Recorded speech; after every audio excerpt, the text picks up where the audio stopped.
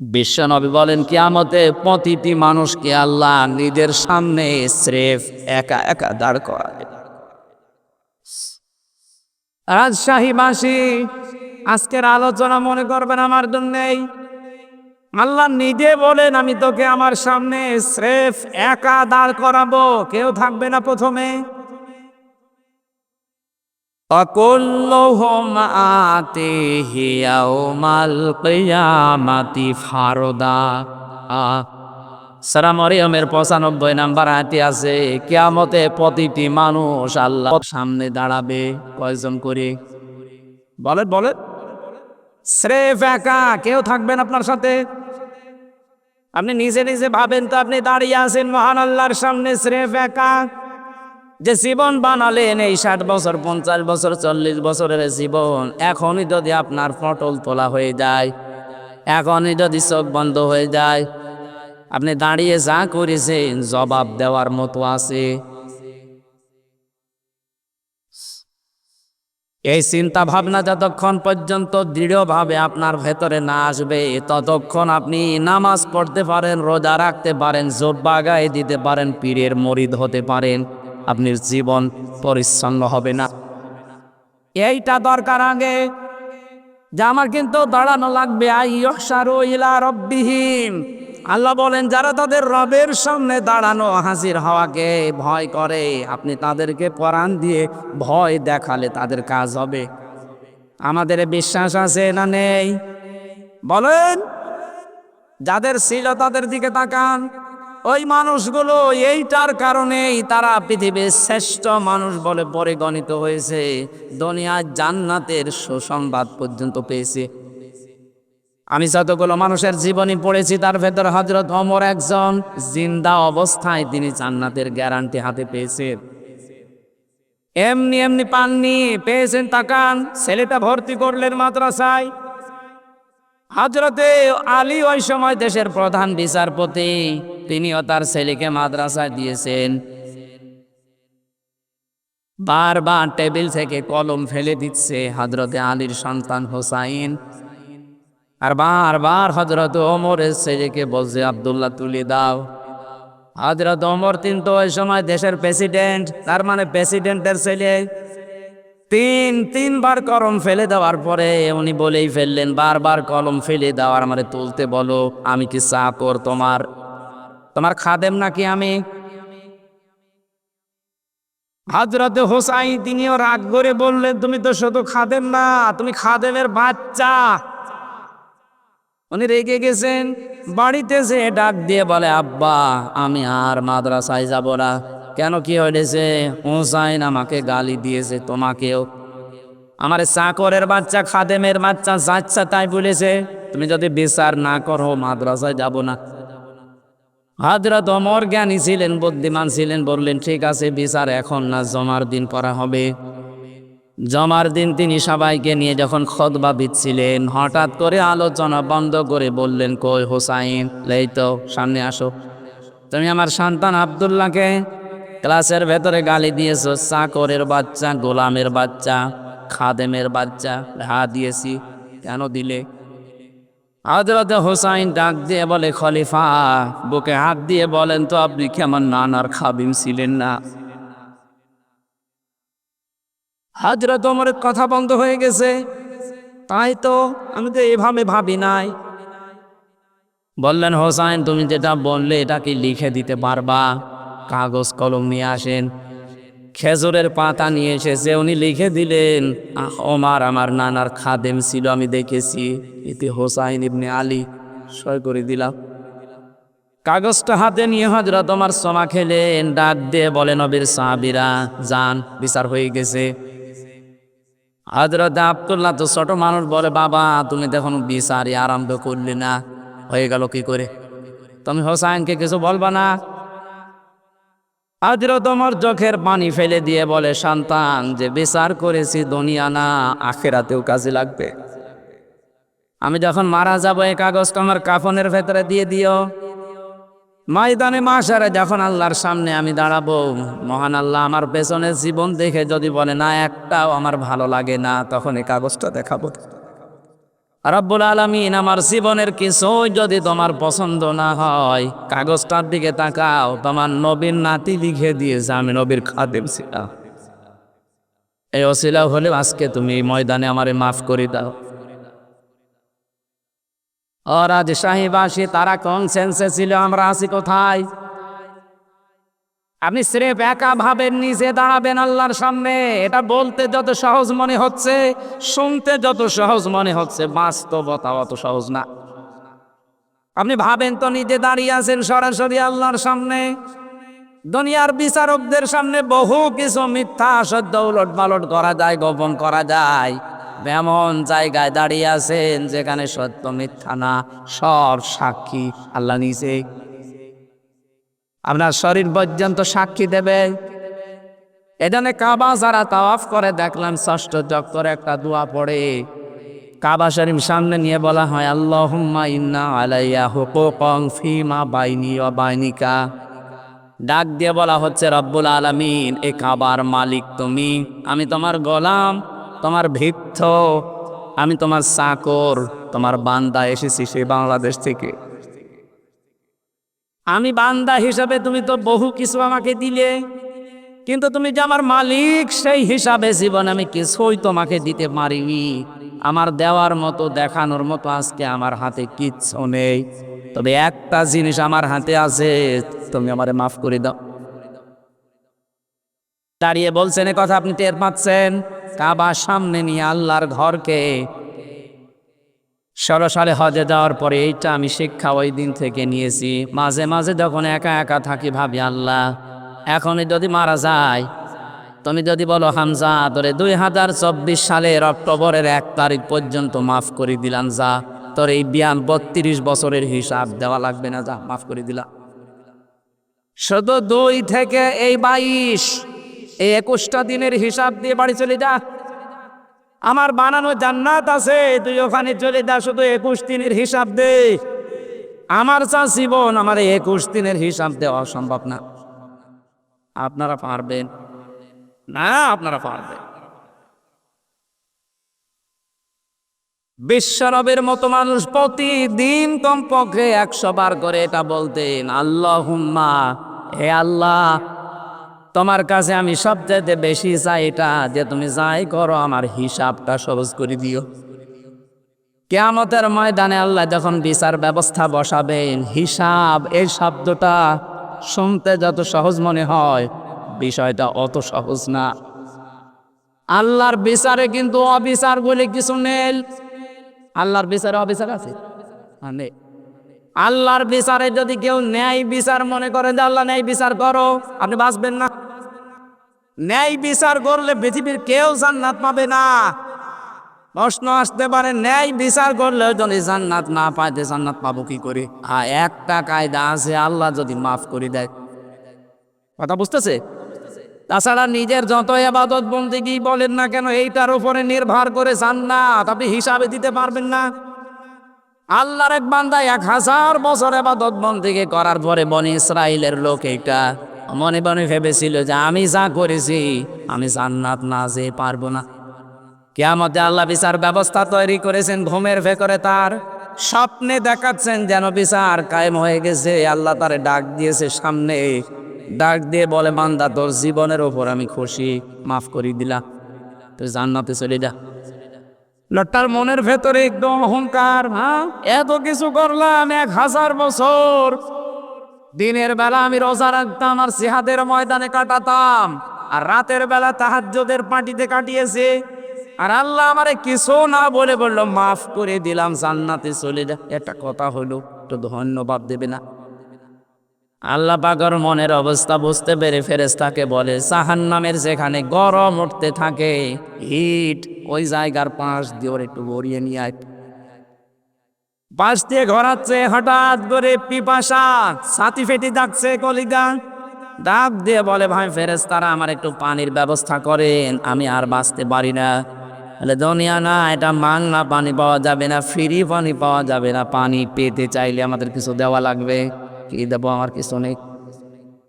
1000 বছর ইবাদত বন্দেগী করলে 500 বছরের ইবাদত আমাদের দিয়ে দাও। সেই কাছে দিলাম, আগে পানি দেন।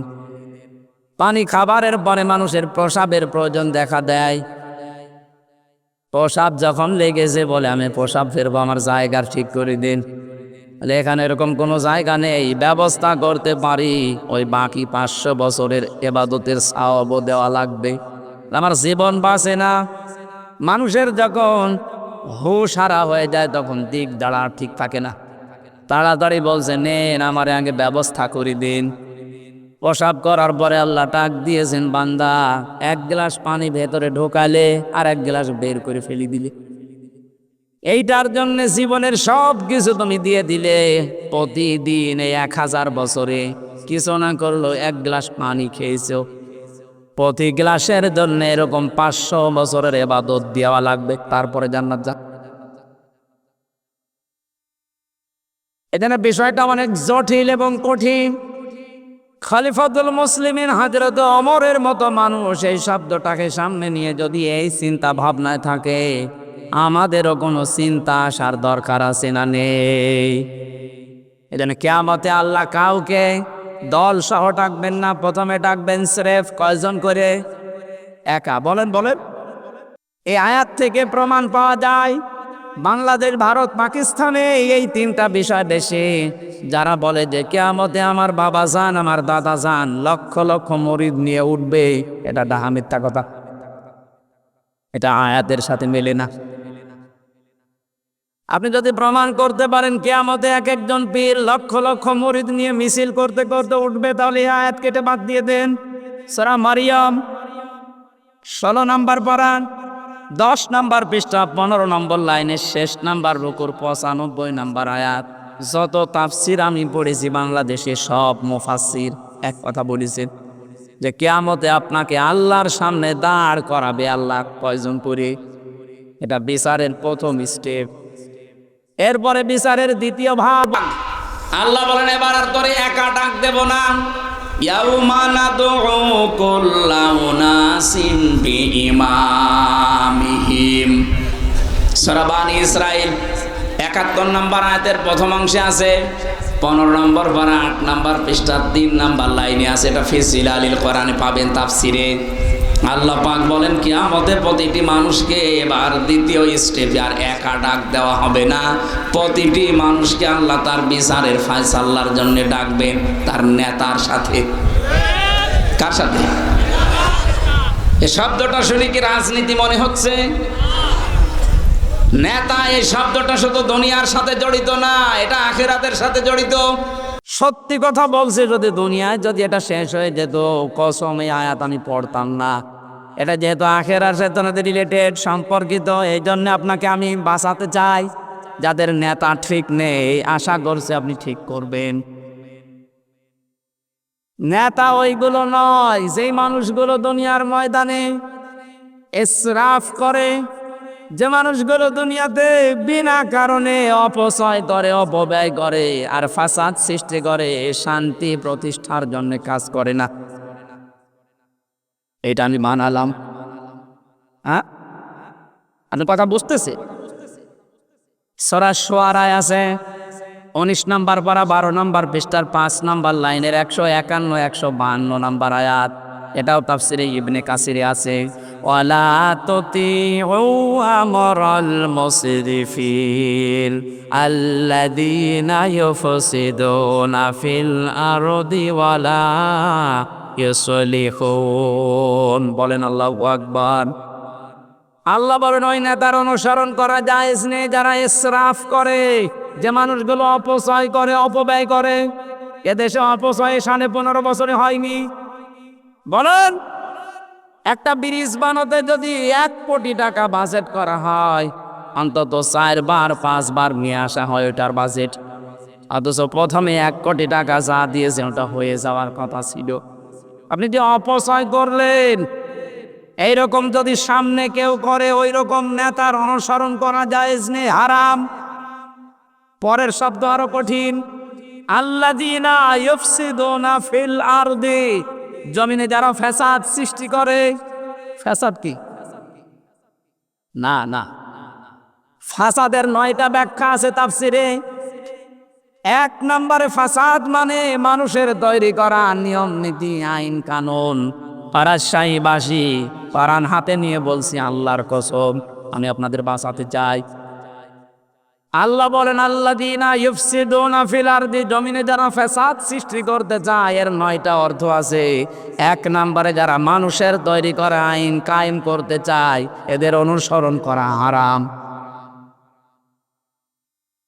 এটা এ পর্যন্ত থাক, বাইরে যেন নিয়ে যাবেন না। না না, বাইরে নিয়ে দরকার, এ পর্যন্ত থাক। সুতরাং বাস্তবতা এইটা, যারা শান্তি স্থাপন করার জন্য কোনো ভূমিকা রাখে না, যত অশান্তির কারণ, এই মানুষগুলোর অনুসরণ করা জায়েজ নেই, এটা হারাম। এরপরও যদি কারো বিবেক না খোলে, আমার মনে হয় ওর বিবেকের উপরে কুকুরে প্রসাব করিস। অবশ্য ঠিক, কোন পাগলে পাল্লায় পড়লো বলে।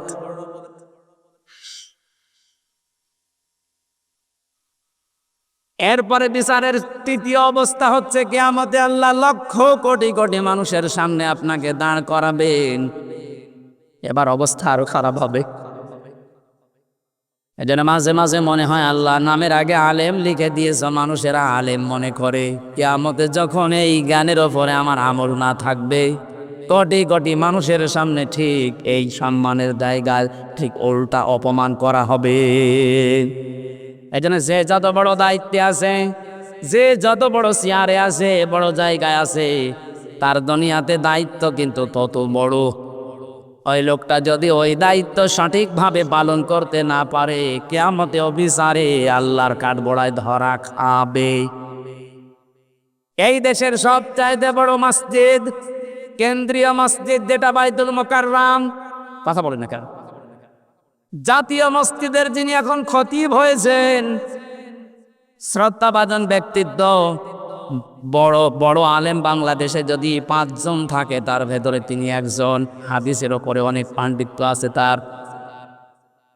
আল্লামা মুফতি আব্দুল মালিক হাফিজাহুল্লাহ, ওনার এখন সব চাইতে বড় দায়িত্ব হচ্ছে ওই ময়দানে, ওই জায়গায় বসে এই জাতিকে সংশোধনের জন্য যত সঠিক হক এই কথাগুলো তুলে ধরা।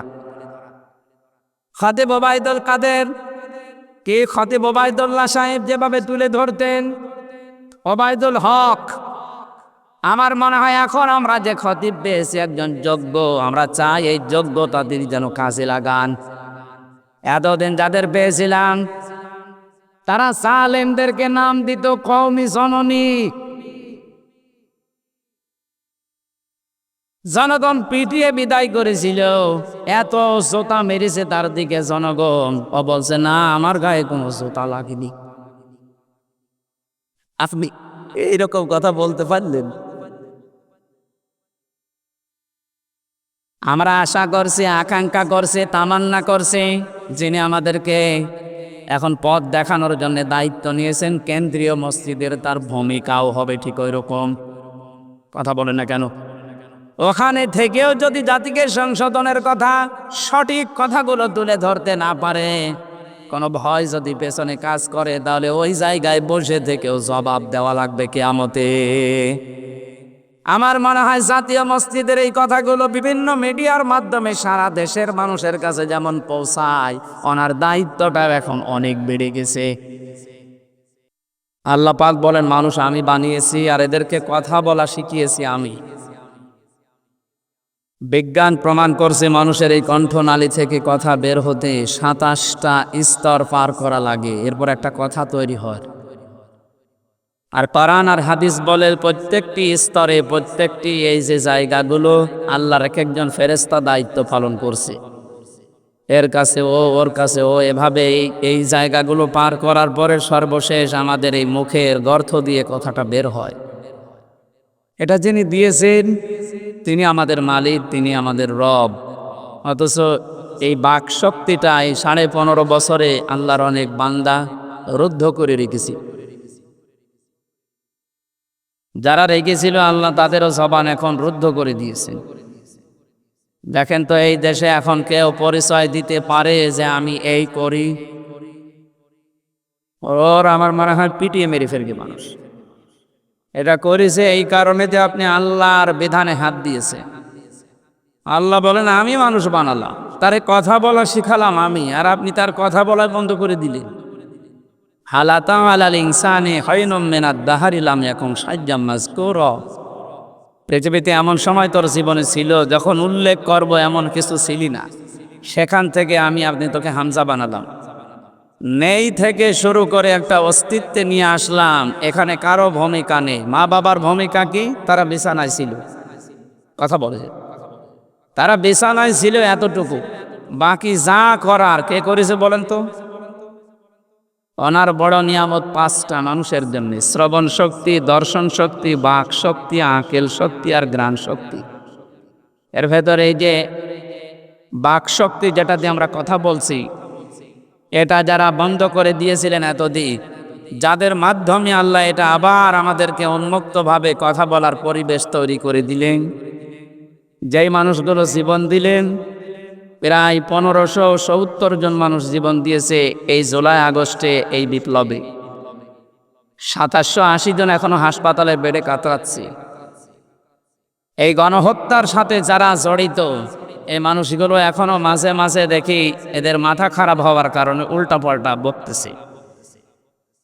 বিশেষ করে এই 2 দিন স্বৈরাচারের বানানো যে অবৈধ একটা রাষ্ট্রপতি, হ্যাঁ অবৈধ, কারণ সরকারও ছিল অবৈধ, ওনার দ্বারা যা বানানো হয়েছে সবগুলো অবৈধ। এই জপ্পমিয়া উনি 5 তারিখে আগস্টে নিজে ঘোষণা দিলেন যে আমার কাছে পদত্যাগপত্র জমা দিয়ে গেছে, আমি গ্রহণ করেছি। এই 2 মাস 8-10 দিন পরে আপনাকে কোন পাগলে কামড় দিয়েছে? হঠাৎ করে আপনি পাল্টিয়ে গেলে, পাগলা কোত্তায় কামড় দিয়েছে। একজনের গরু হারিয়েছিল, লোকটা ঊর্ধ্বশ্বাসে দৌড়াচ্ছে, রাস্তায় ওর ছেলের সাথে দেখা। ছেলে ডাক দিয়ে বলছে, আব্বা তুমি এত জোরে কোথায় যাও? বলে, আরে ভাই গরু হারিয়েছে। ও বলছে, বাপ আমারে ভাই বললো, একটা কথা বললো, আমি এই জীবনে রাখবো না। বাড়ি দিয়ে যেয়ে বলছে, মা আমি মারা যাবে। মারা যাবো আমার? বলছে, আব্বা আমারে ভাই দেখিস, একটা কথা বলছে, মুসলমান ভাই ভাই ঠিক আছে, তাই বল বাপ আমার ভাই ডাকবে, আমি এ দেশে আর থাকবো না, আমি মারা যাবো, আপনি আমার অনুমতি দিন। ভাই দাঁড়া, আগে ও বেটা আসুক। বাড়িতে আসার পর বলছো, গো তুমি নাকি ছেলেকে ভাই বলে ফেলিস। ওরে মা গরু হালারে এরকম হয়, অত একটা গরু হারিয়ে যদি নিজের বউকে মা বলে ফেলে, ছেলেকে ভাই বলে ফেলে, যাদের রাজত্ব হারিয়ে গেছে, এত সুন্দর বানানো, ওদের মাথা ঠিক থাকার কথা, এই কারণে মাথা ঠিক নেই। আল্লাহ রাব্বুল আলামিন 1500 বছর আগে, আমার তো কোরআনে সূরা আনআমের 44 নম্বর আয়াত পড়ার পরে মনে হয় যে এদের জন্যই মনে হয় আল্লাহ এই আয়াতটা বানিয়েছিলেন।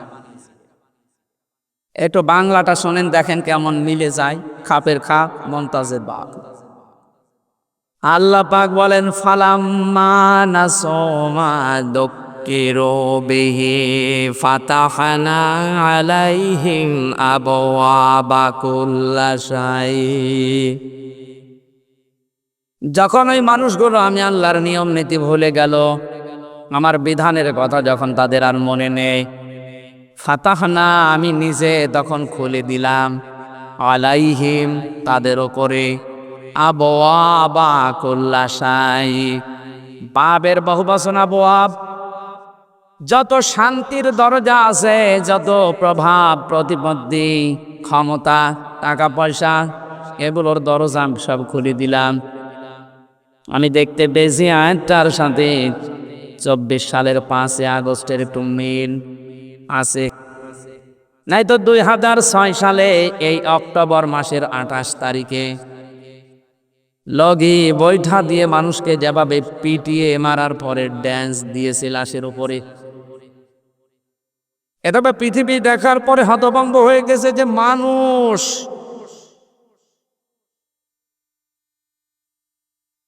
আমি তার পরের বছরে সিরাজগঞ্জ থেকে যাচ্ছিলাম কুষ্টিয়ায়, বাসে যাচ্ছি, হঠাৎ ড্রাইভারের পেছনে সিট পেয়েছি।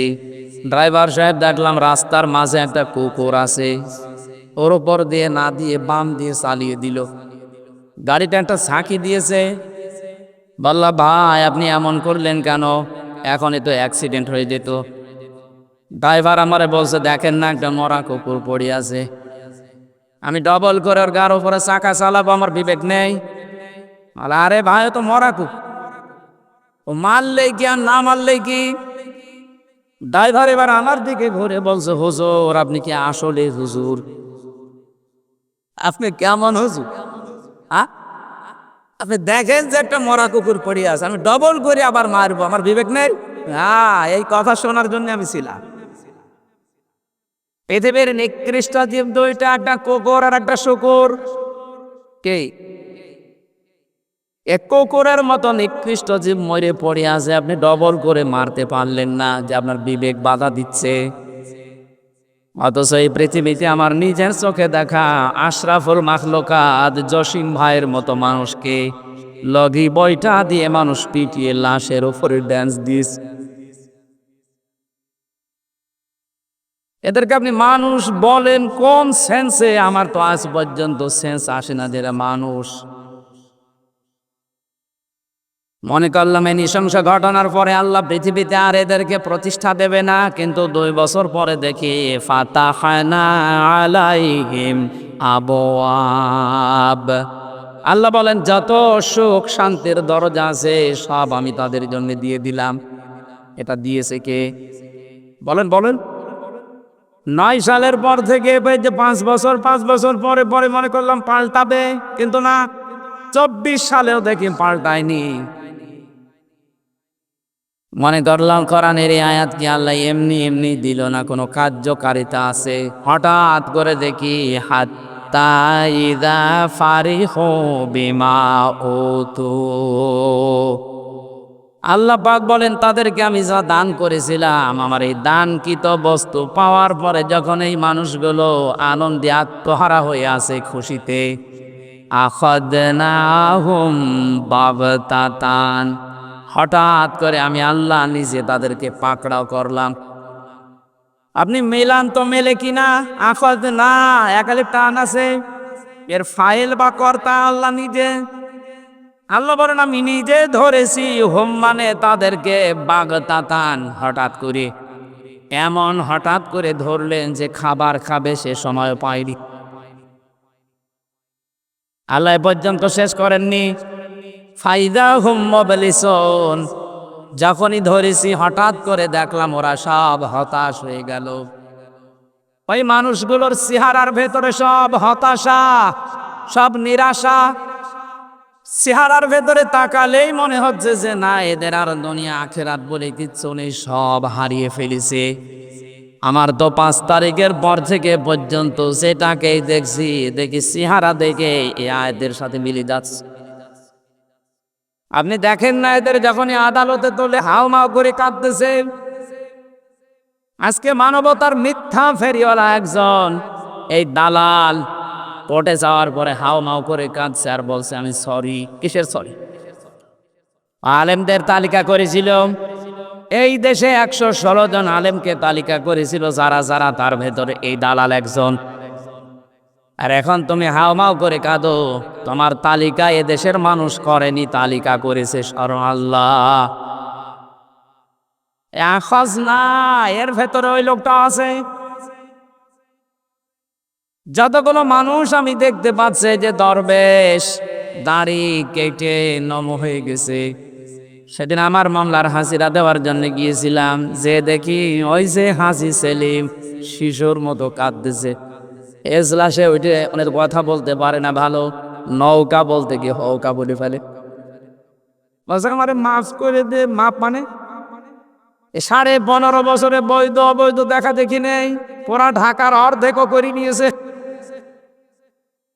এখন মাপ চাই। আল্লাহ বলেন ওরা মুবলিসুন, হতাশ হয়ে পড়েছে। এত অপমান আমি আল্লাহ ওদের উপরে দিয়েছি। ওয়ালাহুম আযাবুম মুহিম, নিকৃষ্ট শাস্তি আমি আল্লাহ ওদের উপরে চাপিয়ে দিয়েছি, অপমানজনক শাস্তি। দেখেন না কালা মানিকের বিসি উড়ে গেছে। পৃথিবীর ইতিহাসে এর মতো অপমান কেউ হয়েছে বলে আমার মনে হয় না। আপনি দেখেন কত বড় অপমান, একটা সুপ্রিম কোর্টের সাবেক বিচারপতি এই লোকটা, অথচ কলার পাতায় আল্লাহ শুইয়েছে। কথা বলেন না কেন? সংস্কার যখন আরম্ভ হয়েছে, যারা জীবন দিল তাদের এই রক্তের দান দিতে হলে একটাও রাখা যাবে না।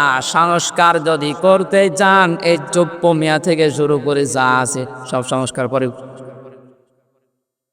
একটারও দরকার নেই।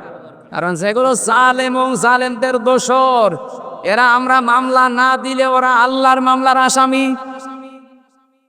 আমি তাফসির মাহফিলে কথাগুলো বলতাম না, আমি স্মরণ করাম এই কারণে, কারণ কোরআনের আয়াতের সামনে নিয়ে দেখলাম এগুলো মিলে যাচ্ছে।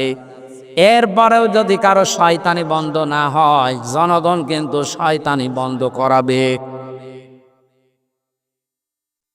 আমার কথা ছিল কি, যিনি আমাদেরকে বানিয়েছেন, তিনি আমাদের এই বাক শক্তি দিয়েছেন, কথা বলার যোগ্যতা দিয়েছে। কথা যারা বলতে পারেন তার শুকরিয়া আদায় করেন, বলেন আলহামদুলিল্লাহ। এ ময়দানে যারা কোরআন শোনার জন্য এসেছেন, আল্লাহ পাক বলেন ওয়ানদির বিহিল্লাযীনা ইয়াখাফুনা ইউহশারু ইলা রাব্বিহিম লাইসা লাহুম মিন দুনিহি ওয়ালিয়্যুন ওয়ালা শাফীউন লাআল্লাহুম ইয়াত্তাকুন। সূরা আনামের 51 নম্বর আয়াতে আছে, রাব্বুল আলামিন বলেন, হে নবী, আপনি এই কোরআন দিয়ে ওই মানুষগুলোকে ভয় দেখান, সতর্ক করেন যাদের ভেতরে এই ভয় আছে যে আল্লাহর কাছে একদিন দাঁড়ানো লাগবে। এই চিন্তা আমাদের আছে না নেই? যা করি না কেন একদিন কিন্তু ঠিক দাঁড়ানো লাগবে। মা তাজালু কদামা বানি আদম আবদি ইয়াউমাল কিয়ামাতি হাতনা ইসালান খামসিন আন উমরিহি ফিমা আফনা ওয়া আমালিহি ফিমা আবলা ইলা আখিরিল হাদিস, রাহু ইবনে মাজাহ। বিশ্ব নবী বলেন, কিয়ামতে প্রতিটি মানুষকে আল্লাহ নিজের সামনে স্রেফ একা একা দাঁড় করাবে। রাজশাহীবাসী, আজকের আলোচনা মনে করবেন আমার জন্যেই। আল্লাহ নিজে বলেন, আমি তোকে আমার সামনে স্রেফ একা দাঁড় করাবো, কেউ থাকবে না প্রথমে। অকুল্লুহুম আতিহি ইয়াউমাল কিয়ামাতি ফারদা। সূরা মরিয়মের 95 নাম্বার আয়াতে আছে, কিয়ামতে প্রতিটি মানুষ আল্লাহর সামনে দাঁড়াবে। কয়জন করে বলেন বলেন? স্রেফ একা, কেউ থাকবেন আপনার সাথে। আপনি নিজে নিজে ভাবেন তো, আপনি দাঁড়িয়ে আছেন মহান আল্লাহর সামনে স্রেফ একা। যে জীবন বানালেন, এই 60 বছর 50 বছর 40 বছরের জীবন, এখনই যদি আপনার পটল তোলা হয়ে যায়, এখনই যদি চোখ বন্ধ হয়ে যায়, আপনি দাঁড়িয়ে যা করেছেন জবাব দেওয়ার মতো আছে?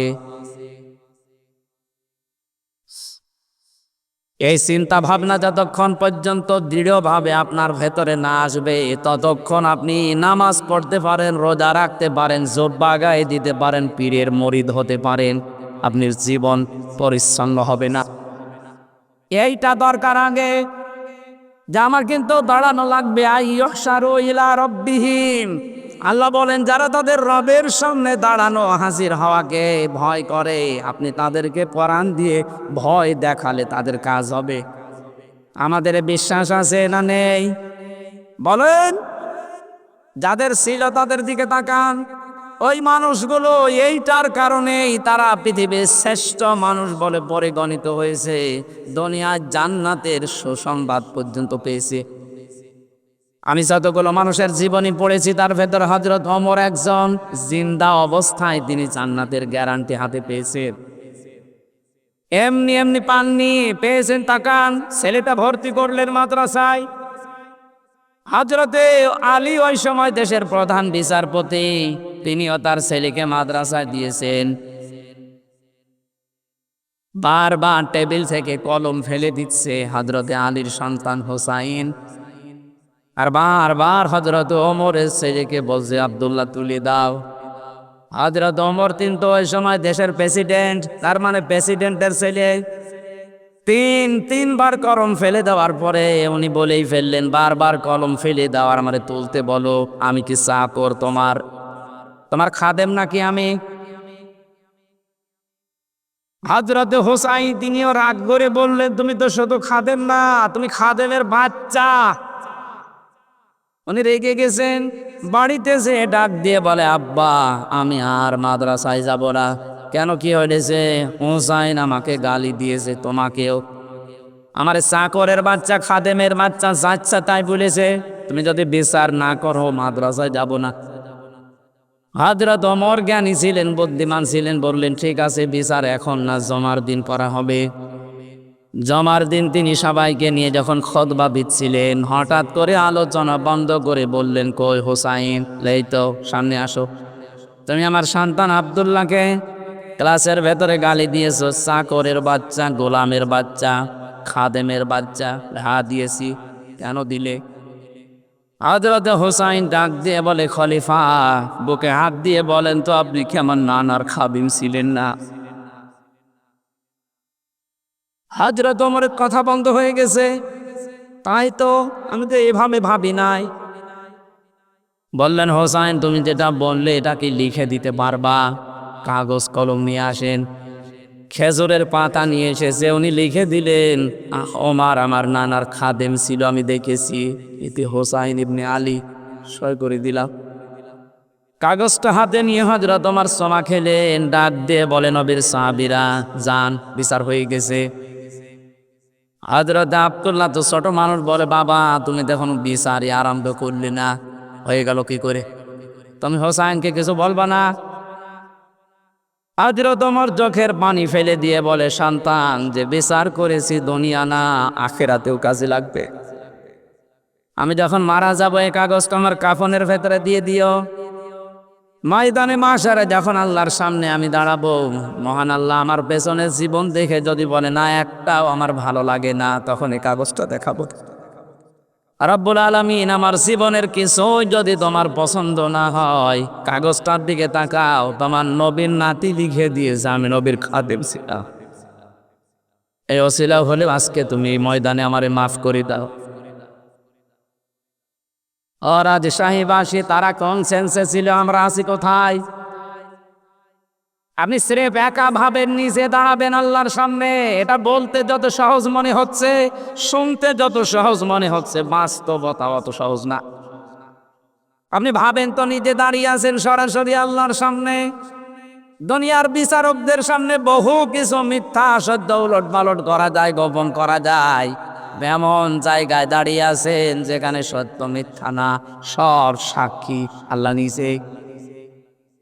আপনার শরীর পর্যন্ত সাক্ষী দেবে।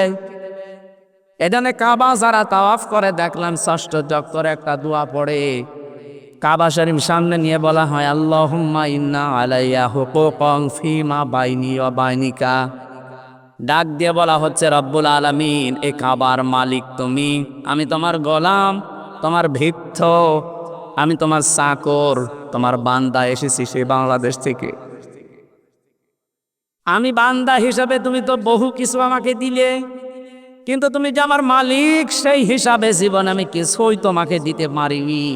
আমার দেওয়ার মতো, দেখানোর মতো আজকে আমার হাতে কিচ্ছু নেই, তবে একটা জিনিস আমার হাতে আছে, তুমি আমারে মাফ করে দাও।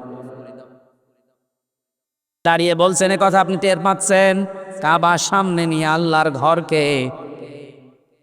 16 সালে হজে যাওয়ার পরে এইটা আমি শিক্ষা ওই দিন থেকে নিয়েছি। মাঝে মাঝে যখন একা একা থাকি ভাবি, আল্লাহ এখনই যদি মারা যায়, তুমি যদি বলো হামজা তোরে 2024 সালের অক্টোবরের 1 তারিখ পর্যন্ত মাফ করে দিলাম, যা তোর এই 32 বছরের হিসাব দেওয়া লাগবে না, যা মাফ করে দিলাম। শুধু 2 থেকে এই 22, এই 21টা দিনের হিসাব দিয়ে বাড়ি চলে যা। আমার বানানো জান্নাত আছে, তুই ওখানে চলে যা, শুধু 21 দিনের হিসাব দে। আমার যা জীবন, আমার 21 দিনের হিসাব দেওয়া সম্ভব না। আপনারা পারবেন না? আপনারা পারবেন। বিশ্বনবীর মতো মানুষ প্রতিদিন কমপক্ষে 100 বার করে এটা বলতেন, আল্লাহুম্মা, হে আল্লাহ, তোমার কাছে আমি সবচেয়ে বেশি চাই এটা যে তুমি যাই করো আমার হিসাবটা সহজ করে দিও। কিয়ামতের ময়দানে আল্লাহ যখন বিচার ব্যবস্থা বসাবেন, হিসাব এই শব্দটা শুনতে যত সহজ মনে হয়, বিষয়টা অত সহজ না। আল্লাহর বিচারে কিন্তু অবিচার বলে কিছু নেই। আল্লাহর বিচারে অবিচার আছে? নেই। আল্লাহর বিচারে যদি কেউ ন্যায় বিচার মনে করে যে আল্লাহ ন্যায় বিচার করো, আপনি বাঁচবেন না। ন্যায় বিচার করলে পৃথিবীর কেউ জান্নাত পাবে না। প্রশ্ন আসতে পারে, ন্যায় বিচার করলে যদি জান্নাত না পাইতে জান্নাত পাবো কি করে? একটা কায়দা আছে, আল্লাহ যদি মাফ করে দেয়। কথা বুঝতেছে? তাছাড়া নিজের যত ইবাদত বন্দেগী বলেন না কেন, এইটার উপরে নির্ভর করে জান্নাত আপনি হিসাবে দিতে পারবেন না।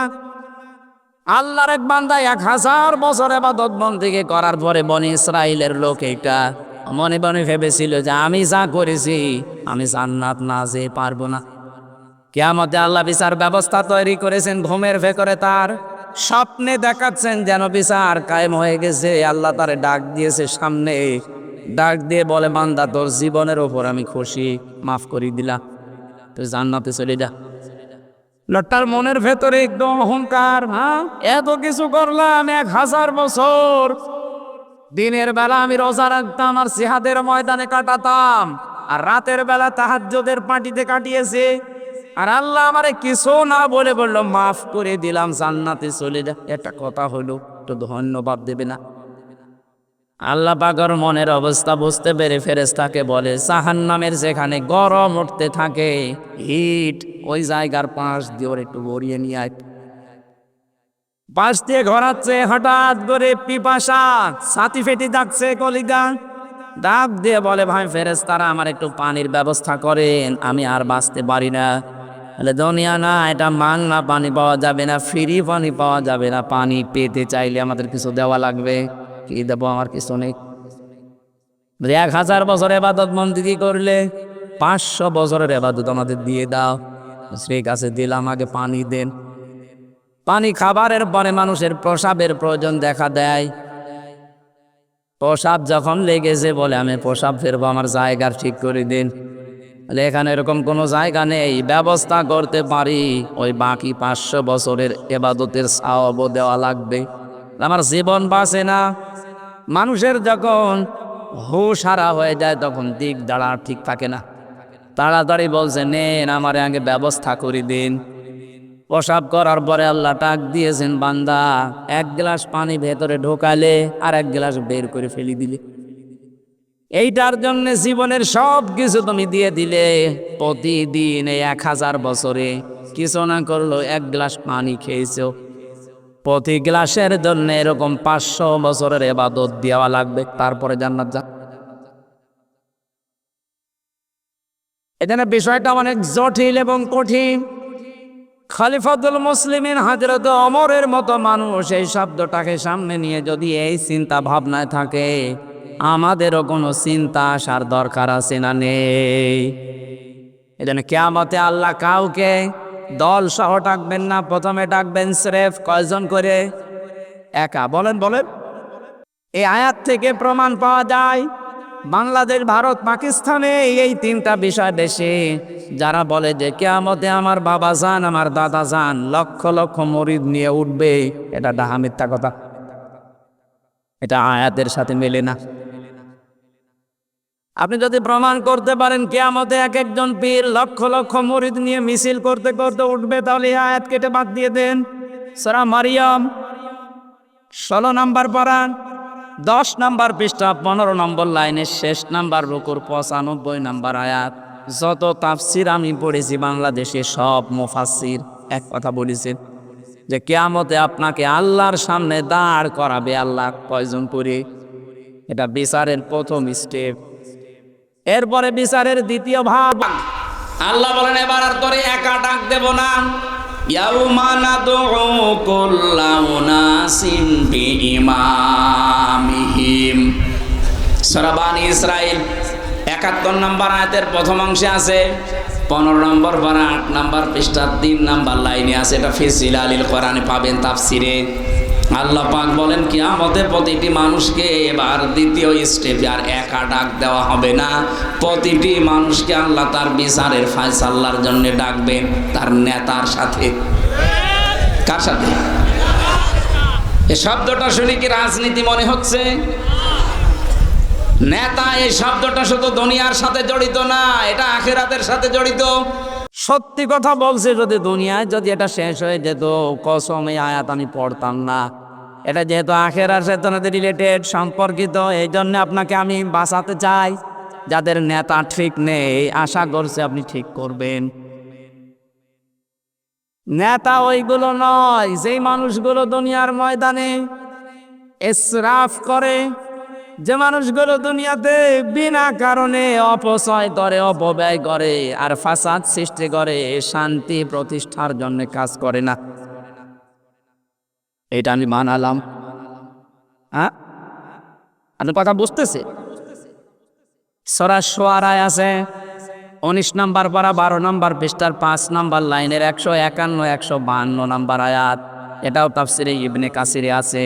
ওয়ালা তুতিউ আমরাল মুসরিফিন আল্লাযীনা ইউফসিদুনা ফিল আরদি ওয়ালা ইউসলিহুন। বলেন আল্লাহু আকবার। আল্লাহ বলেন ওই নেতার অনুসরণ করা জায়েজ নেই যারা ইসরাফ করে, যে মানুষগুলো অপচয় করে, অপব্যয় করে। এদেশে অপচয় 15.5 বছরে হয়নি। বলেন, একটা ব্রিজ বানাতে যদি 1 কোটি টাকা বাজেট করা হয়, অন্তত 4 বার 5 বার নিয়ে আসা হয় ওটার বাজেট। অথচ প্রথমে 1 কোটি টাকা যা দিয়েছে ওটা হয়ে যাওয়ার কথা ছিল। আপনি যে অপচয় করলেন, এইরকম যদি সামনে কেউ করে, ওই রকম নেতার অনুসরণ করা জায়েজ নেই, হারাম। পরের শব্দ আরো কঠিন, আল্লাযীনা ইউফসিদুনা ফিল আরদি, জমিনে যারা ফাসাদ সৃষ্টি করে। ফাসাদ কি? না না, ফাসাদের 9টা ব্যাখ্যা আছে তাফসিরে। 1 নম্বরে ফাসাদ মানে মানুষের তৈরি করা নিয়ম নীতি, আইন কানুন। রাজশাহীবাসী পারান হাতে নিয়ে বলছি, আল্লাহর কসম আমি আপনাদের বাঁচাতে চাই। আল্লাহ বলেন আল্লাযীনা ইউফসিদুনা ফিল আরদি, জমিনে যারা ফাসাদ সৃষ্টি করতে চায়। এর 9টা অর্থ আছে। 1 নম্বরে যারা মানুষের তৈরি করা আইন কায়েম করতে চায়, এদের অনুসরণ করা হারাম। এটা এ পর্যন্ত থাক, বাইরে যেন নিয়ে যাবেন না। না না, বাইরে নিয়ে দরকার, এ পর্যন্ত থাক। সুতরাং বাস্তবতা এইটা, যারা শান্তি স্থাপন করার জন্য কোনো ভূমিকা রাখে না, যত অশান্তির কারণ, এই মানুষগুলোর অনুসরণ করা জায়েজ নেই, এটা হারাম। এরপরও যদি কারো বিবেক না খোলে, আমার মনে হয় ওর বিবেকের উপরে কুকুরে প্রসাব করিস। অবশ্য ঠিক। কোন পাগলে পাল্লায় পড়লাম বলে।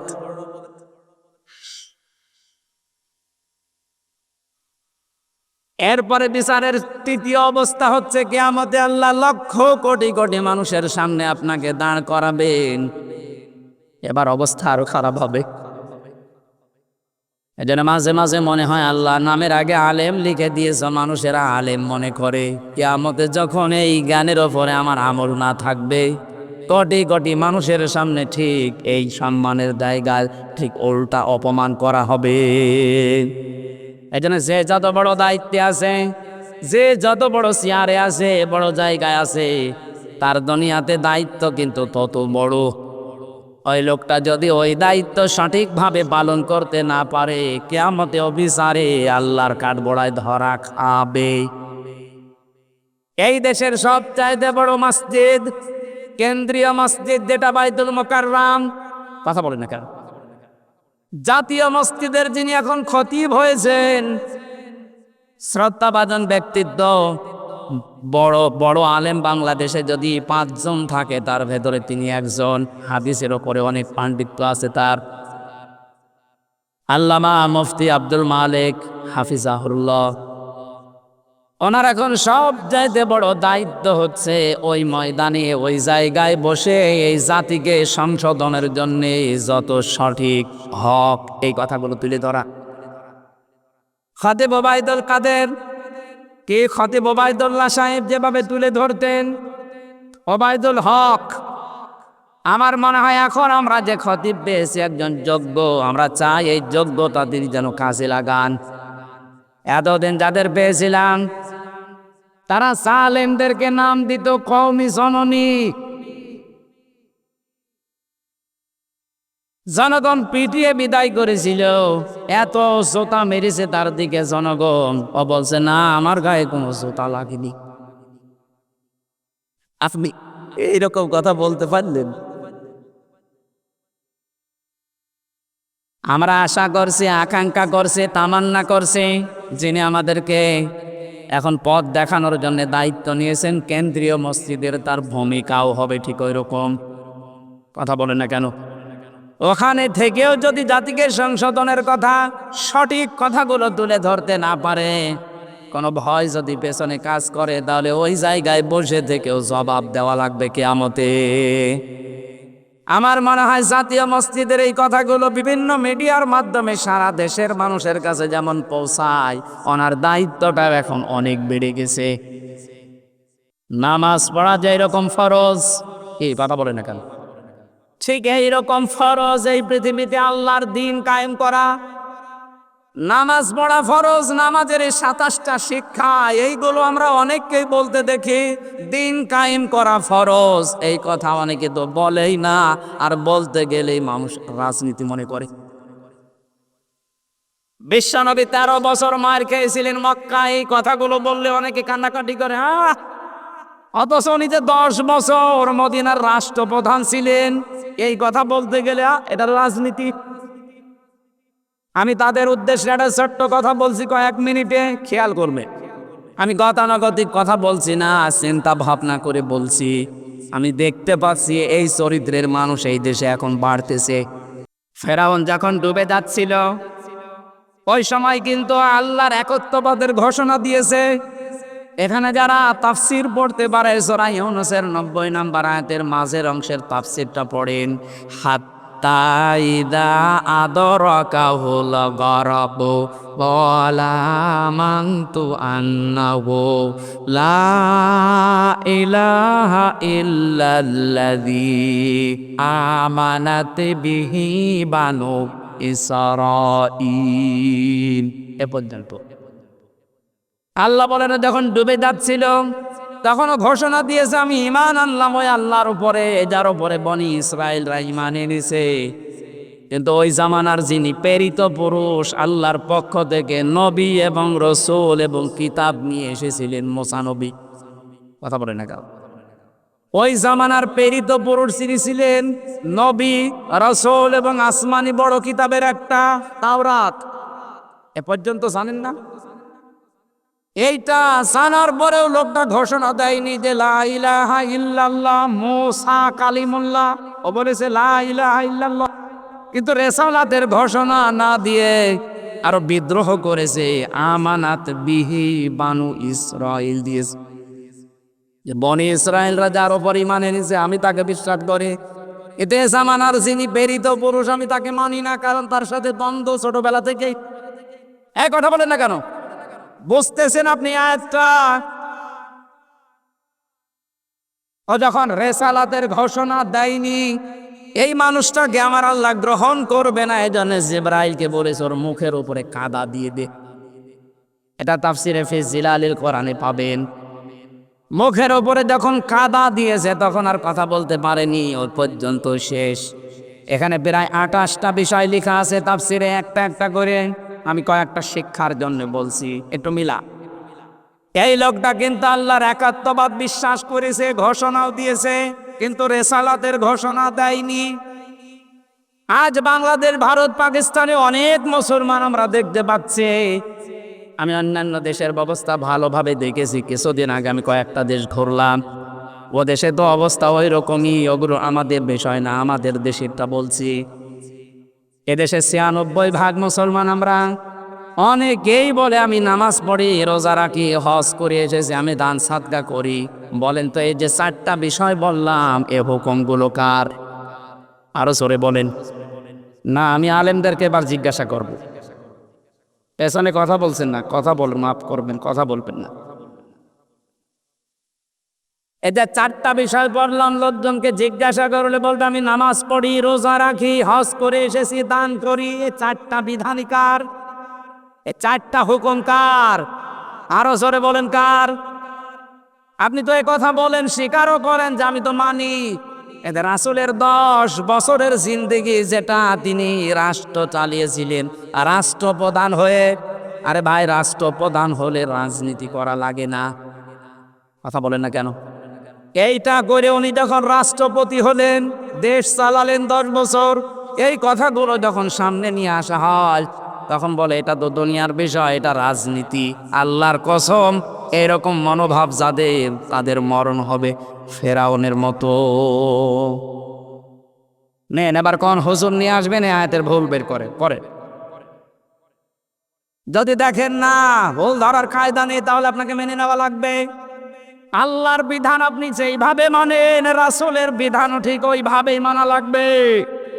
কারণ রাসূলুল্লাহকে আল্লাহ শরীয়ত প্রণেতা বানিয়েছেন। আপনি যদি কিয়ামত পর্যন্ত বলেন লা ইলাহা ইল্লাল্লাহ মুহাম্মাদুর রাসূলুল্লাহ স্বীকার না করেন, আপনি মুসলমান না। এই কথা বলেন না কেন? সুতরাং লা ইলাহা ইল্লাল্লাহ ফেরাউনের মতো আপনি মানেন, বিশ্বাস করেন, কিন্তু এ জামানার প্রেরিত পুরুষকে মুহাম্মাদুর রাসূলুল্লাহ কিয়ামত পর্যন্ত তিনি। সুতরাং তার আদর্শ যদি কেউ না মানে, তার কথা বলতে গেলে রাজনীতি মনে করে উড়িয়ে দেয়, আপনি বিশ্বাস করে নিতে পারেন আপনার মরণ হবে নামাজ পড়ে, রোজা রেখে, হজ করে, দান করেও ফেরাউনের মতো। আমি এর নিচে আর নামতে পারলাম না।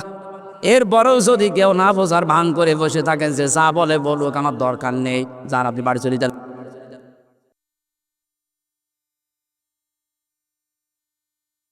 কিয়ামতের ওই কঠিন ময়দানের দৃষ্টান্ত দিচ্ছিলাম, যেহেতু তিনি আমাদেরকে ডাকবেন প্রথমে একা, এর সাথে নেতার সাথে, এর বাদে সবার সামনে। আল্লাহ রাব্বুল আলামিন ওই ময়দানে মাহশারে আমাদেরকে যেন অপমান না করেন। কিছু মানুষকে আল্লাহ মাফ করতে চাইবেন, হঠাৎ করে তাকে ময়দানে মাহশারে মানুষের সামনে থেকে বলবে এদিকে আয়। পর্দার ভেতর থেকে আড়াল করে জিজ্ঞাসা করবে আস্তে আস্তে, হামজা এই এই অপরাধগুলো করেছিলি? যেহেতু সব প্রকাশ হয়ে গেছে, সব সাক্ষ্য তার সামনে, তখন মাথা নিচু করে ওই বান্দা বলবে আল্লাহ হ্যাঁ আমি স্বীকার করলাম। এমন কাকত মিনতি আরম্ভ করবে, কারণ চারিদিকে তো কেউ নেই, পর্দা দিয়ে ঘেরা, শুধু আল্লাহর সামনে লোকটা একা।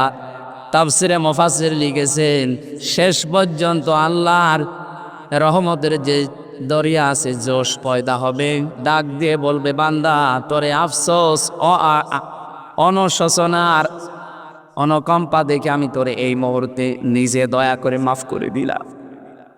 হাদিসটা পড়ার পরে আমার মনে হয় মাঝে মাঝে আল্লাহ ওই জায়গায় যেন আমার মতো একজন থাকে, যে কাউকে নেই, স্রেফ একা, পর্দার ভেতরে ডাক দিয়ে আমাকে তুমি একা একা জিজ্ঞাসা করো হামজা এই এই করেছিলি?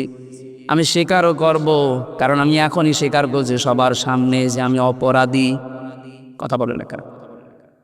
এই বাংলাদেশে যে তাওবাগুলো হয়, এখানে যারা ইমাম আছে, মসজিদে গেলে তাওবা পড়ায়, পীরের দরবারে তাওবা পড়ায়, এগুলো একটা তাওবার বাক্য, কিন্তু তাওবা এর নাম না।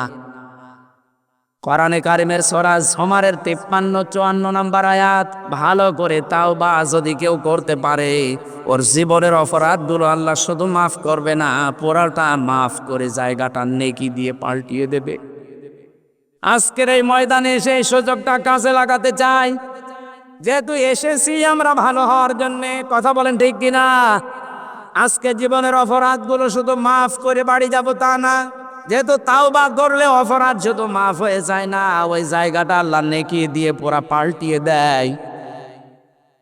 আজকে যেন এইটা করে বাড়ি যেতে পারি। এটা সূরা ফুরকানের ভেতরে আছে 71 নম্বর আয়াতে, ফাউলা আইকা ইউবাদদিলুল্লাহু সাইয়্যাতিহিম হাসানাত। দুইটাই বহু বছর। কোন মানুষ যখন ঈমান আনার পরে তাওবা করার সিদ্ধান্ত নিয়ে বাড়ি থেকে এই ময়দানে আসবে, ও যদি সত্যি এ কথা মন থেকে বলে, আল্লাহ আমি কিন্তু আজকে ভালো হয়ে যাব, আল্লাহ বলেন ওই মানুষগুলোর পেছনের অপরাধ সব আমি আল্লাহ আমার গফর আর রহিম নামের খাতিরে মাফ করে জায়গাটা নেকি দিয়ে পাঠিয়ে দেব। আমার এই 32 বছর আমি যদি সত্যি এরকম মন নিয়ে আজকে এখানে তওবা পড়তে পারি, যেটা কোরআনে কারিমের সূরা জুমারে আছে, ওই শর্তগুলো মেনে নিয়ে আমি 100 ভাগ আজকে বিশ্বাস করতে পারি, আমার এই 32 বছরের জীবনের অপরাধ আল্লাহ মাফ করে দিয়ে জায়গাটা নেকি দিয়ে পাল্টিয়ে দেবে। আর শুধুমাত্র পাল্টাবে না ওইটা যেটা হাক্কুল ইবাদ, আমার দ্বারা কোনো মানুষের অধিকার যদি নষ্ট হয়, ওইটা যতক্ষণ সেই লোকটা মাফ না করবে ততক্ষণ আমার মাফ নেই। কথা বলে না কেন? এই যে 18 সালে যারা দিনের পর রাতে করেছিলেন, এই মানুষগুলোকে আল্লাহ মাফ করবে না এই কারণে, কারণ এই অপরাধটা শুধু আল্লাহর কাছে করেননি, করেছেন আপনি আমার কাছে। আমার সাথে যে ওসি সাহেব ছিল জেলখানায় 3 বছর, আমারে মাঝে মাঝে বলতো, হুজুর এ নির্বাচনের আগে আমি নিজে দায়িত্বে ছিলাম, ওই ফেনীতে ছিল উনি, রাত 12টা থেকে আমার যে দলবল আছে এদেরকে নিয়ে আমি একেবারে শুরু করলাম আল্লাহর নাম নিয়ে, ফজরের আজান পর্যন্ত মারলাম। পোড়াটা সিল শেষ করার পরে গোসল করলাম, ওযু করার পরে নামাজে দাঁড়ালাম আর বলছি আস্তাগফিরুল্লাহ। সে কি আর কি মারা জিনিস?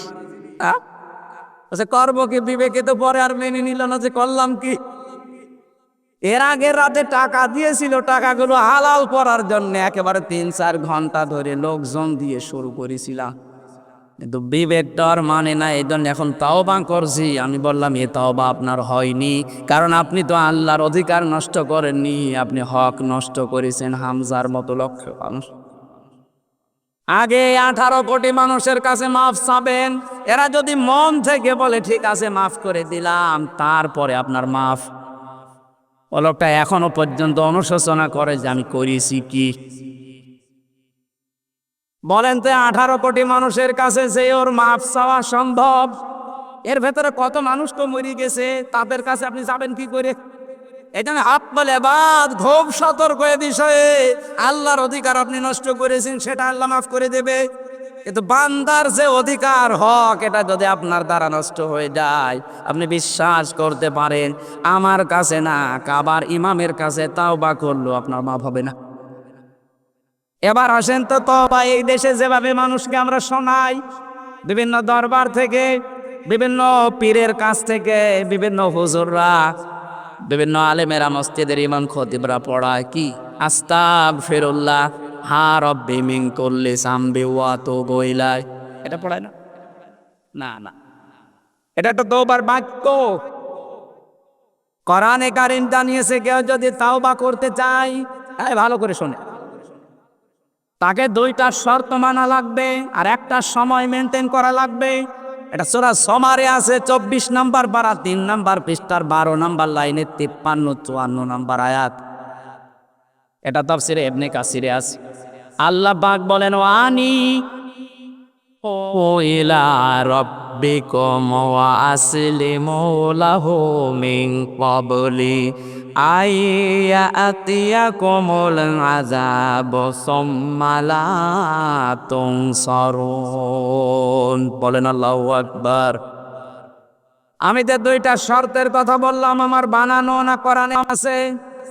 বলেন বলেন।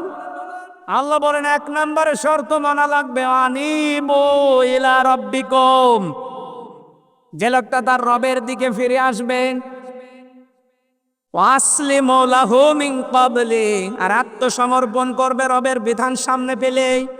ও রাজশাহীবাসী, এই বাক্য 2টা শুনতে যত সহজ মনে হয়ে গেল, বাস্তব প্র্যাকটিক্যাল লাইফে মেলানো কত সহজ। কেউ যদি বলে আমি আল্লাহর দিকে ফিরে আসলাম, তাহলে তার জীবনে সুদ থাকতে পারে, চাঁদাবাজি থাকতে পারে, বলেন, তার জীবনে ঘুষ থাকবে না, বেপরদা থাকবে না, অবৈধ কোনো ব্যবসা থাকবে না। বলতে কেমন সোজা যে আমি আল্লাহর দিকে ফিরে আসলাম, আরে ফিরে আসতে গেলে কোনো সব বাদ দিয়ে আসা লাগবে। এবার বলেন তো তওবা হচ্ছে কিনা আমার?